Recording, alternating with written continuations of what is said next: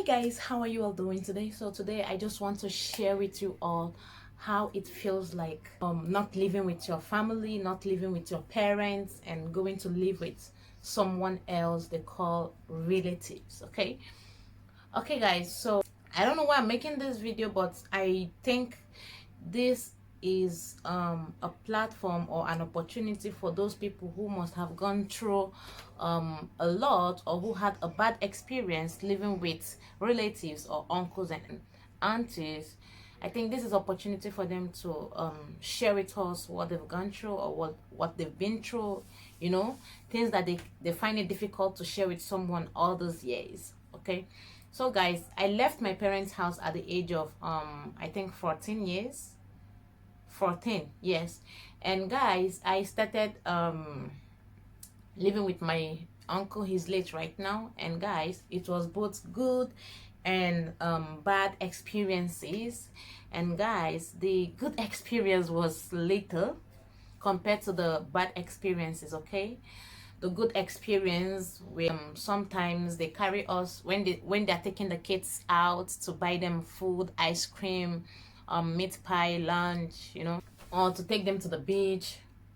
I go along with them. They buy for me as well. But when we go there, the kids get to eat high portion more than me. Okay, well, this is how they treat let me say, house girls. I was living with my uncle, but I'm being treated like a house girl. Okay, so living with them was not what I'm wishing for anyone. Okay, the reason why I left my parents' house was because my parents were not buoyant enough to take care of all of us. And one of my aunts, one of my mom's sister, she's late right now. She told my mom that one of their brothers needs someone to live with them, if my mom can allow me to go. So my mom accepted, and of course I accepted because I really want to go to Lagos. The place is called Lagos. I've been hearing about Lagos, so I was very happy to go to Lagos. And guys, my aunt took me to Lagos, and meeting them, they welcomed me. But the way they welcomed me, I don't like the way they welcomed me initially, because I'm like, okay, maybe this is not my real uncle. Maybe it's not my mom's brother, because the person is my mom's brother. So I started minding my business. I was very timid and shy. And as time goes on, the next day they introduced me to places, this, that. The children were going to one of the most expensive schools in Lagos. It's called Learning Field School. I don't know if you know about Learning Field. They go to Learning Field. It's very, very expensive in Satellite Town. And then I was attending Remsen College. So guys, after my school, my aunt told me that after your school, you shouldn't stay until the school dismisses. My school dismisses by 2 p.m. But guys, I have to leave the school by 12 to go and wait for my aunt's children at the bus station. And anytime I go there to pick them up late, I will be beaten, or I will be punished, or I won't go to school the next day. And guys, I have to wake up very early, like as early as 4 a.m. to start bathing the children, cooking for them. Okay, I have to wake up first and cook for them. After cooking for them, put their food in the flask, and then go wake them up, bathe them, feed them. And the night before they go to bed, I have to go buy bread for tea. Iron their uniforms, make sure everything is tidy. Okay, so that the next day I will know that, okay, it's just to prepare the food. And I have to make fresh food. You must prepare fresh food for them. Okay. And guys, sometimes my son just came into the room right now. Okay guys, so I was doing all this for like close to 5 years, because I lived with them for 5 years. And guys, you can never tell how much you're strong until you see yourself in that situation. The bad experience was, wait, the bad experience Oh my gosh, it's so difficult to make a video with this baby. What I wanted to tell you all, I've forgotten it. My gosh. So what am I trying to say? Some morning, my uncle and his wife will just wake up and start insulting my parents. Bastard, calling me bastard. Insulting me, insulting my parents. What have they done to you? Gosh. I feel so sad when I remember that. And guys, I was a stubborn child. I gave them tough time in that house. They're very, very strict on me. When they give me cell phone, they seize it. When they notice that some guys are calling me, they will seize the phone. They will collect the phone, guys. Then why are you giving me the phone? So you know what I did, guys?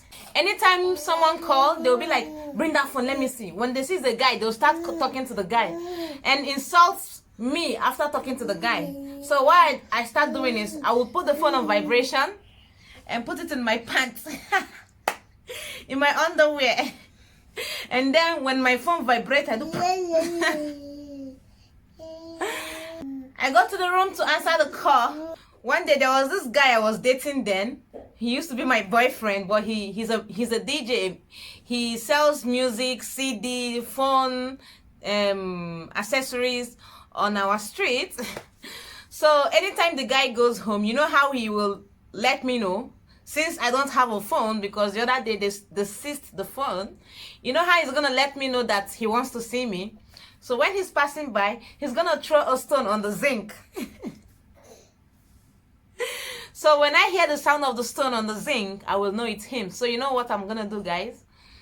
I'm gonna go release the dog, because the dog is only scared of me, because I took care of the dog from puppy until it became a very, very big dog. It's Alsatian stroke Caucasian dog, very big and nice looking dog, very healthy. So when I'm going out, I will release the dog and lock the gate and hold the key, so that anybody that will come out, I'll be like, oh sorry, I went out to buy bread for the kids. So I'll just stay outside and have some time with my boyfriend, and then I will go in. So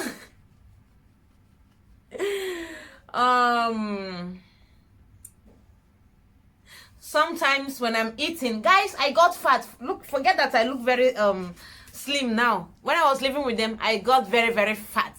If I'm walking, my butt is doing pokum pokum pokum. So one day my aunt said, you are eating all my food, all my children's food.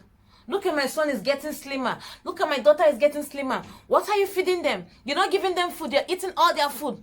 Oh, it's time for you to stop eating. Guys, can you imagine? The kids don't like eating food. You know, all these rich men kids, they hardly eat food, right? So how am I the problem? So they will buy multivitamin, buy eating food drug to give to the children, but they still don't want to eat. So at the end of the day, I still try my best to make the kids to eat. Every day my aunt will be saying that, oh, I'm very stubborn. I'm a stubborn child. She can't wait for me to go back to my parents. This, that, blah, blah, blah. And me, I kept on breaking her heart. I kept on doing things that will make her send me away. But she never sent me away. She never did. Until one day, hot water poured on her daughter when I was cooking noodles for her daughter. Immediately, they rushed to get to the hospital. My gosh. And then, one day, hot water poured on me. I was never rushed to the hospital. Irony of life. Oh my gosh. When you feed the son, he doesn't want to eat the food. You know what he does? He pours the food on you. And then when I spank him to stop wasting food, he's gonna cry until his dad gets back home. And when his dad gets back home, his son reports to his dad that I spanked him. You know, the dad will just, if you see his dad's hands, guys, fat and thick. Eat the why, guys. I saw stars like twinkle, twinkle, little star, and I peed on my pants because of that slap. Uncle said, don't ever touch my children in my house, bastard. If you want to touch them, wait until they come to your poor father's house before you touch them. This is the insult I get living with them. Until one day, guys, a lot of things happen in that house that I cannot share here. A lot of things happen. A lot of things happen, guys.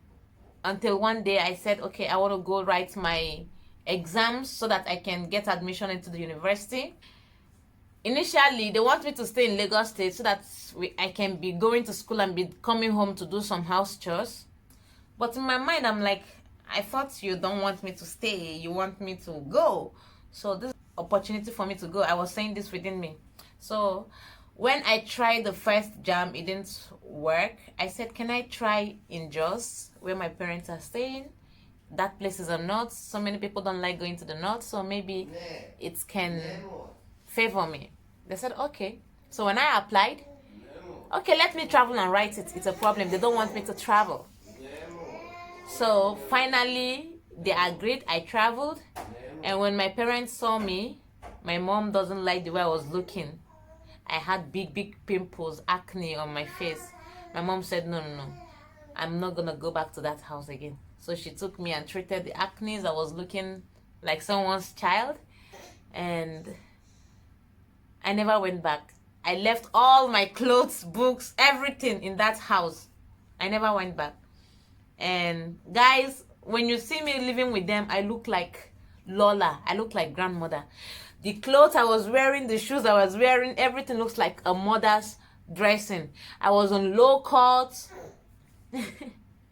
Anytime I make hair, my aunt will be like, somebody will not hear word in this house. So, and anytime I make hair and then I want to take off the hair, she'll be like, this hair is not old. Why do you want to take it? Guys, the hair is old. And she'll be like, this hair is not old. Why do you want to take it out?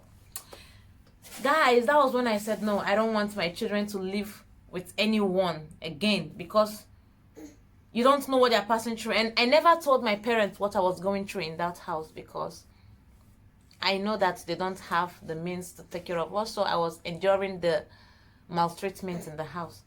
Do you know that we were living on 3-story building? 3-story building, guys. When there's no water upstairs, I go down to fetch water from the well and carry it on my head, one on my head and one on my hand, climbing upstairs. One day I slipped and I fell. My bucket broke. Guys, it wasn't easy. It wasn't easy, believe me. It wasn't easy. Oh my goodness. But thank God, all those experiences made me strong today, made me who I am, made me fearless. Like, hey, it made me not allowing someone to take me for granted or intimidate me or look down on me, because I have seen things. And one of my friends, when I share my stories to them, they'll be like, Glory, you've gone through a lot in your life. You've gone through a lot. And then how come you still smile? You know? I said, come on, it's a choice. It's a choice. It's my choice to smile, you know? It's my choice. Right now, I'm still mourning my sister. The hole is still big in my heart, but what to do? I just have to keep smiling. So that is it. Have you ever lived with someone? Imagine living with someone and then you're washing a breakable plate and the plate falls down and break. The kind of beatings you're gonna take that day.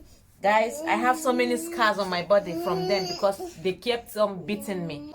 I pray that everything you are doing will be successful so that your children don't go live with someone else. I don't know, my son will not let me talk. This is my little experience living with relatives. Share with us your experience, okay guys? Thank you so much for watching.